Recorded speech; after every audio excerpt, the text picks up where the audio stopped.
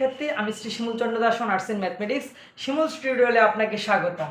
তো শিমুল টিউটোরিয়ালে আজকে আলোচনার বিষয় এসএসসি আইসিটি বইয়ের চ্যাপ্টার 3 এর এই অংশ। আমরা জানি এসএসসির আইসিটি বইয়ের তৃতীয় অধ্যায়কে দুইটি পার্টে বিভক্ত করা হয়েছে। এক হচ্ছে সংখ্যা পদ্ধতি, আরেকটা হচ্ছে কি ডিজিটাল ডিভাইস। তো আমাদের আজকের পর্বে থাকবে সংখ্যা পদ্ধতি সংক্রান্ত বিভিন্ন সংজ্ঞাসমূহ। আমাদের আজকের পর্বটা হচ্ছে বেসিক পর্ব। তো বেসিক পর্বে আমরা শিখব সংখ্যা কাকে বলে, সংখ্যা পদ্ধতি কাকে বলে, বেস কি, বিট কি, বাইট কি, ক্যারেক্টার কি, রেডিক্স পয়েন্ট কি। এরপর পরবর্তীতে আমরা দেখব যে সংখ্যা পদ্ধতি কীভাবে আবিষ্কার হয়, অর্থাৎ ইতিহাস, এবং সংখ্যা পদ্ধতি কত প্রকার ও কি কি। তো একদম শুরুতে আসি, সংখ্যা কাকে বলে। কোনো কিছু পরিমাপ করার জন্য যা ব্যবহার করা হয় তাই হচ্ছে সংখ্যা। কোনো একটা কিছু পরিমাপ করার জন্য যা ব্যবহার করা হয় তা হচ্ছে সংখ্যা। যদি আমি বলি এখানে 8 কেজি আলু, এখানে 8 কেজি, কত কেজি? 8 কেজি। এই যে আলুর পরিমাপটা বোঝানোর জন্য আমি 8 একটি শব্দ অর্থাৎ একটি সংখ্যা ব্যবহার করেছি, এই হচ্ছে সংখ্যা। আমি এখানে কি আলুর পরিমাপ বোঝানোর জন্য সংখ্যাটা ব্যবহার করেছি, সুতরাং 8 হচ্ছে একটি সংখ্যা। আবার বললাম 2 মাইল পথ, এখানে কত মাইল পথ? 2 মাইল। আমি পরিমাপটা বোঝানোর জন্য 2 ব্যবহার করেছি, সুতরাং 2 একটা সংখ্যা। তো আমাদের সংখ্যা আর এই লাইনটার সাথে আমরা মিলাই, উদাহরণ আর সংখ্যার সাথে মিলাই, কোনো কিছু পরিমাপ করার জন্য যা ব্যবহার করা হয় তাই হচ্ছে সংখ্যা। তো আমরা আলুর কেজি পরিমাপ করার জন্য 8 ব্যবহার করেছি, সুতরাং 8 একটি সংখ্যা। মাইলের পরিমাপ অনুমান করার জন্য বা বের করার জন্য কি ব্যবহার করেছি? 2 ব্যবহার করেছি, সুতরাং 2 একটি সংখ্যা। এরপরে আসি আমরা সংখ্যা পদ্ধতি কি বা সংখ্যা পদ্ধতি কাকে বলে। নির্দিষ্ট প্রতীক বা চিহ্ন দ্বারা কোনো সংখ্যা প্রকাশ করার পদ্ধতিটা হচ্ছে সংখ্যা পদ্ধতি। নির্দিষ্ট প্রতীক বা চিহ্ন দ্বারা কোনো সংখ্যা প্রকাশ করার পদ্ধতি হচ্ছে কি সংখ্যা পদ্ধতি। তো আমি যেমন এখানে যেমন 8 লিখলাম, 2 লিখলাম, এই একটা পদ্ধতি। এটা হচ্ছে আমাদের ডেসিমেল বা দশমিক পদ্ধতি। আমরা বাস্তবিক জীবনে যে ধরনের সংখ্যা ব্যবহার করি 8 এবং 2, তার ভিতরে 2টা অঙ্ক। 8 এবং 2 কি 2টা অঙ্ক বাস্তবিক জীবনে ব্যবহার করার, এইটা হচ্ছে কি আমাদের দশমিক পদ্ধতি। এরপরে আমরা এই 8কে আবার রোমান পদ্ধতি লিখি VIII, এইটা রোমান পদ্ধতিতে 8। আবার এই 2কে লিখি II। অর্থাৎ দেখো 2টা কিন্তু সংখ্যা, 2টা কিন্তু একই মান বোঝায়। এটো 8 বোঝায়, এটো 8 বোঝায়, এটো 2 বোঝায়, এটো 2 বোঝায়, কিন্তু 2টার ক্ষেত্রে কি চিহ্ন বা প্রতীক কিন্তু এক না। আমাদের সংজ্ঞা ছিল নির্দিষ্ট প্রতীক বা চিহ্ন দ্বারা কোনো সংখ্যা প্রকাশ করার পদ্ধতি হচ্ছে সংখ্যা পদ্ধতি। যেমন এটা হচ্ছে আমাদের কি রোমান পদ্ধতি, আবার এটা হচ্ছে কি আমাদের ডেসিমেল বা দশমিক পদ্ধতি। এরপরে আমরা আসি বেস কি বা বেস কাকে বলে। কোনো সংখ্যা পদ্ধতিতে ব্যবহৃত অঙ্ক সমূহের সংখ্যাকে বেস বলে। একটা সংখ্যা পদ্ধতি, একটা সংখ্যা পদ্ধতি, একটা সংখ্যা পদ্ধতি, এই ধরনের সংখ্যা পদ্ধতিতে যেই অঙ্কগুলো ব্যবহার হয় এই অঙ্কগুলো সংখ্যাকে বেস বলে। যেমন আমি যদি ডেসিমেলের কথা চিন্তা করি, মানে আমরা বাস্তবিক জীবনে যে সংখ্যা পদ্ধতি নিয়ে আমাদের চারপাশ, এটা হচ্ছে ডেসিমেল সংখ্যা পদ্ধতি বা দশমিক সংখ্যা পদ্ধতি। তো দশমিক সংখ্যা পদ্ধতিতে আমরা জানি 10টা অঙ্ক থাকে। কত? 0, 1, 2, 3, 4, 5, 6, 7, 8, 9। এইখানে গণনা করলে দেখবা যে 10টা অঙ্ক আছে। এগুলো হচ্ছে আমাদের দশমিক পদ্ধতির অঙ্ক। অঙ্ক আর সংখ্যা কি? অঙ্ক সংখ্যা কিন্তু 2টা এক কথা না, 2টা আলাদা জিনিস। কতগুলা অঙ্ক মিলেই হয় কি একটা সংখ্যা, এক অথবা একাধিক অঙ্ক মিলেই হয় কি সংখ্যা। তো একটা সংখ্যা পদ্ধতির যেই মৌলিক অঙ্কগুলো আছে, অর্থাৎ যেই অঙ্কগুলো আছে এর সংখ্যা কি বলা হয় কি বেজ। তাহলে এখানে আছে কয়টা? 10টা অঙ্ক, সুতরাং কোনো সংখ্যা দশমিক সংখ্যা পদ্ধতির বেজ হচ্ছে 10। এরকম অন্য সংখ্যা পদ্ধতিতে যতগুলো অঙ্ক ব্যবহার করা হয় ওটা হচ্ছে কি ওই সংখ্যা পদ্ধতির বেজ। আবার যদি আমরা বাইনারি কথা চিন্তা করি, বাইনারি বেজ হচ্ছে 2, কারণ বাইনারি সংখ্যা পদ্ধতিতে 0 এবং 1 এই 2টা অঙ্ক ব্যবহার করা হয়, বিধায় বাইনারি সংখ্যা পদ্ধতির বেজ হচ্ছে 2। এরপরে আসি আমরা বিট কি। বাইনারি সংখ্যা পদ্ধতির প্রতিটি অঙ্কই হচ্ছে এক একটি বিট। বাইনারি সংখ্যা পদ্ধতির প্রতিটি অঙ্কই হচ্ছে কি এক একটা বিট। যেমন আমি যদি বলি যে 2, সেটা বাইনারিতে দাঁড়াবে 1 0। দশমিকে আমি যদি বলি 2, সেটা বাইনারিতে দাঁড়াবে কত? 1 0। এখানে এই 1 এই একটি বিট, আবার এই 0 এই আরেকটি বিট, এই একটা বিট, এই দুটো বিট। আবার যদি এরকম হয়, এটা একটা বাইনারি সংখ্যা, এখানের প্রতিটি অঙ্কই হচ্ছে কি এক একটা বিট।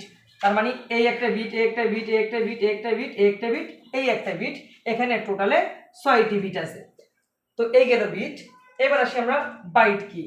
8 বিট সমান 1 বাইট, 8 বিট সমান 1 বাইট, অর্থাৎ 8টা বিট মিলে কি হয়, একটা বাইট হয়। এখন পর্যন্ত কিন্তু এখানে একটা বাইট হয় নাই। যদি আমি এর সাথে 1 1 অতিরিক্ত অ্যাড করি তাহলে জিনিসটা হয় কত, এই যে 1 bit 2 bit 3 bit 4 bit 5 bit 6 bit 7 bit 8 bit, টোটালে যেহেতু 8 বিট সুতরাং এটা 1 বাইট। এরপরে আমরা আসি ক্যারেক্টার। ক্যারেক্টার কি, ক্যারেক্টার হচ্ছে 1 বাইট সমান 1 ক্যারেক্টার, অর্থাৎ 8টা বিট মিলে কি হয়, একটা ক্যারেক্টার হয়। এরপরে আসি আমরা রেডিক্স পয়েন্ট। রেডিক্স পয়েন্ট কি, পজিশনাল সংখ্যা পদ্ধতিতে পূর্ণাংশ ও ভগ্নাংশের মাঝে যে পয়েন্টটা থাকে তাকে বলা হয় রেডিক্স পয়েন্ট। তো আমি একটা সংখ্যা লিখি, ধরলাম 5234.20। এইখানে এই হচ্ছে পূর্ণাংশ, এই হচ্ছে ভগ্নাংশ, এর মাঝখানে যে পয়েন্টটা আছে এটা কি বলা হয়, রেডিক্স পয়েন্ট। অর্থাৎ কোন সংখ্যা পদ্ধতিতে পূর্ণাংশ এবং ভগ্নাংশের মাঝে যে সংখ্যাটা থাকে সেটাকে বলা হয় রেডিক্স পয়েন্ট। এবার আসি আমরা সংখ্যা পদ্ধতি আবিষ্কারের ইতিহাস। সংখ্যা পদ্ধতি কিভাবে আবিষ্কার হয়, একদম আদিকাল থেকে আদিকালের মানুষেরা গণনা করার জন্য কিন্তু কোনো সংখ্যা ছিল না। এখন আমরা অনায়াসে 1 2 3 এসব সংখ্যা ব্যবহার করি, কিন্তু যারা প্রাচীনকালে অর্থাৎ আদি যুগে ছিল তারা কি এই ধরনের কোনো সংখ্যা ব্যবহার করতো না। তারা কোনো কিছু গণনার জন্য ব্যবহার করতো সাধারণত দাগ কাটা, অথবা ব্যবহার করতো কি রশিতে গিট দেওয়া, রশিতে গিট দেওয়া, নুড়ি পাথর দিয়ে এভাবে এরা কি গণনা করতো। এইভাবে কালের পর্যায়ক্রমে কি হয়, আস্তে আস্তে আস্তে আস্তে কি হয়, সংখ্যা পদ্ধতিটা আবিষ্কার হয়। একদম শুরুর মানুষ 1 2 3 4 এই ধরনের কোনো সংখ্যা ব্যবহার করতে পারেনি। তারা হয়তো দাগ কেটে অথবা নুড়ি পাথর দিয়ে অথবা রশিতে গিট দিয়ে এইভাবে বিভিন্ন জিনিস গণনা করতো। এরপরে সংখ্যা পদ্ধতির প্রকারভেদ। সংখ্যা পদ্ধতির প্রকারভেদটা কি, সংখ্যা পদ্ধতি সাধারণত দুই প্রকারের। সংখ্যা পদ্ধতি সাধারণত দুই প্রকারের। একটা হচ্ছে কি পজিশনাল সংখ্যা পদ্ধতি, পজিশনাল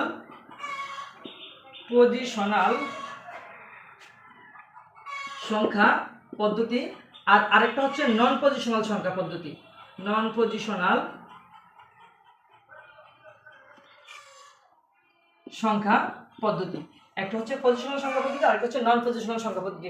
পজিশনাল সংখ্যা পদ্ধতি কোনটা, পজিশনাল সংখ্যা পদ্ধতি হচ্ছে যেই ধরনের সংখ্যা পদ্ধতিতে অঙ্কের অর্থাৎ সংখ্যা স্থানীয়মান থাকে, যেই ধরনের সংখ্যা পদ্ধতিতে সংখ্যা স্থানীয়মান থাকে সেটা হচ্ছে পজিশনাল সংখ্যা পদ্ধতি। যেমন আমরা বাস্তবিক জীবনে যে সংখ্যাটা ব্যবহার করি, মনে করি 25, এটা হচ্ছে এককের ঘর, এটা হচ্ছে দশকের ঘর।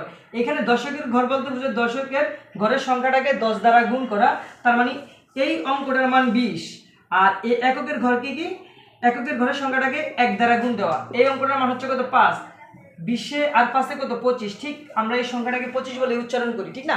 তার মানে যেসব সংখ্যাগুলা পজিশনাল সংখ্যা পদ্ধতি তাদের ক্ষেত্রে স্থানীয় মান থাকে, আর যারা নন পজিশনাল সংখ্যা পদ্ধতি তাদের ক্ষেত্রে কোনো স্থানীয় মান থাকে না। যেমন এটা হচ্ছে দশমিক সংখ্যা পদ্ধতি, আবার যদি বাইনারি হয় তারও স্থানীয় মান আছে, আবার যদি অক্টাল হয় তারও স্থানীয় মান আছে, আবার যদি হেক্সাডেসিমাল হয় তারও কিন্তু স্থানীয় মান আছে। আবার যদি নন পজিশনাল সংখ্যা পদ্ধতি কোনগুলা, যেসব সংখ্যা পদ্ধতির স্থানীয় মান নাই, যে সকল সংখ্যা পদ্ধতির স্থানীয় মান নাই।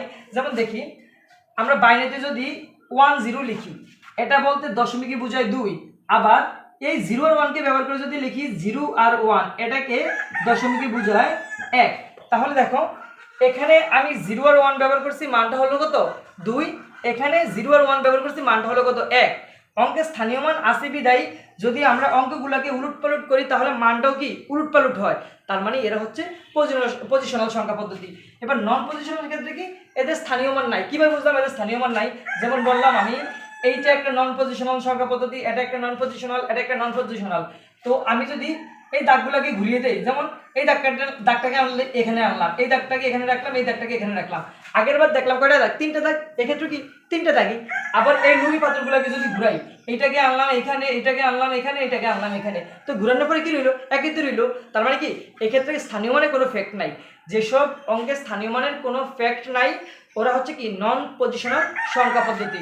আগেরকার প্রাচীনকালের যে সংখ্যা পদ্ধতিগুলো ছিল ওগুলো হচ্ছে কি নন পজিশনাল সংখ্যা পদ্ধতি। এইবার পজিশনাল সংখ্যা পদ্ধতিটাকে আবার 4 ভাগে ভাগ করছে। পজিশনাল সংখ্যা পদ্ধতিটাকে কয় ভাগে ভাগ করা হয়েছে, 4 ভাগে ভাগ করা হয়েছে। একটা হচ্ছে তোমার বাইনারি, আরেকটা হচ্ছে ডেসিমেল, বা আমরা যেটা ব্যবহার করি দশমিক। আমাদের বাস্তব জীবনে দশমিক সংখ্যাটা আমরা ব্যবহার করি। এরপর আরেকটা হচ্ছে অক্টাল এবং সর্বশেষ হচ্ছে হেক্সাডেসিমেল। হেক্সাডেসিমেল সংখ্যা। তো পজিশনাল সংখ্যা পদ্ধতিটাকে কয় ভাগে ভাগ করা হয়েছে? পজিশনাল সংখ্যা পদ্ধতিটাকে 4 ভাগে ভাগ করা হয়েছে। একটা হচ্ছে বাইনারি সংখ্যা পদ্ধতি, আরেকটা ডেসিমেল সংখ্যা পদ্ধতি, আরেকটা অক্টাল, আরেকটা হচ্ছে হেক্সাডেসিমেল। তো ডেসিমেল সংখ্যা পদ্ধতিটা আবিষ্কার করেন আর্যভট্ট। ডেসিমাল সংখ্যা পদ্ধতিটা আবিষ্কার করেন আর্যভট্ট।